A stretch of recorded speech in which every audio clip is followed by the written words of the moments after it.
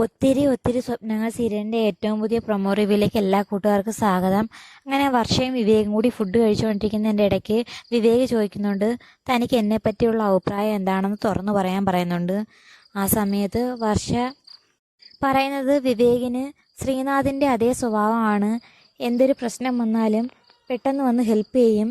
അങ്ങനെ ഓരോ വർണ്ണനകൾ പറയുന്നത് കേൾക്കുമ്പം വിവേകിന് അത് അത്രയ്ക്ക് അങ്ങോട്ട് ഇഷ്ടപ്പെടുന്നില്ല. താൻ എൻ്റെ കാര്യം മാത്രം പറയുമ്പം അന്നേരവും വർഷ ശ്രീനാഥിനെ കമ്പാരിസൺ ചെയ്തുകൊണ്ടാണ് വിവേകിനെ പറ്റി പറയുന്നത്. പിന്നീട് അവർ പോകുന്ന സമയത്താണെങ്കിൽ നൈറ്റ് ഫുഡ് കഴിക്കാൻ പോയ അഞ്ജുവിനെയും രാഹുലിനെയും അതുപോലെ തന്നെ ശിവനന്ദയും അഭിരാമിയും കാണുന്നുണ്ട്. അങ്ങനെ എല്ലാവരും ഒരുമിച്ച് സംസാരിക്കുന്നുണ്ട്. ആ സമയത്ത് രാഹുൽ പറയുന്നുണ്ട്, ഇനി എത്രയും പെട്ടെന്ന് ശിവനന്ദയ്ക്കും അഭിരാമിക്കും കൂടി ഒരു ബ്രോക്കറിനെ കണ്ടുപിടിക്കണം, അവരുടെ വിവാഹം കൂടി നടത്തണം എന്ന് രാഹുൽ തമാശയ്ക്ക് പറയുന്നുണ്ട്. ആ സമയത്ത് അഞ്ജു പറയുന്നുണ്ട്, വർഷയും വിവേകിൻ്റെ എൻഗേജ്മെൻറ്റ് നടന്നു കഴിയുമ്പം തന്നെ ഞങ്ങൾ പ്രത്യേകമായിട്ടൊരു വീടെടുത്ത് മാറാൻ വേണ്ടിയുള്ള ഫിനാൻഷ്യലായിട്ട് സെറ്റാവും.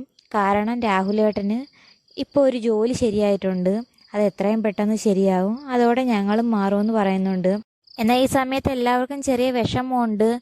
എല്ലാവരും ഒരു മനസ്സുപോലെ ജീവിച്ചിട്ട് ഇനി എത്രയും പെട്ടെന്ന് 4 പേരും 4 വഴിക്ക് പോകേണ്ടി വരുമെന്ന് ശിവനന്ദ എല്ലാവരോടും പറയുന്നുണ്ട്. അത് കേൾക്കുമ്പോൾ അവർക്കൊരു വിഷമവും ഉണ്ട്. തങ്ങളിൽ പിരിയാൻ അവർക്ക് യാതൊരു താല്പര്യവുമില്ല. പിന്നീടാണെങ്കിൽ വർഷയും വിവേകുമൊത്ത് അങ്ങനെ തിരികെ പോകുന്നുണ്ട്. ആ സമയത്താണെങ്കിൽ വർഷ കുറച്ച് നേരം ഒളിച്ചു നിൽക്കുന്നുണ്ട്.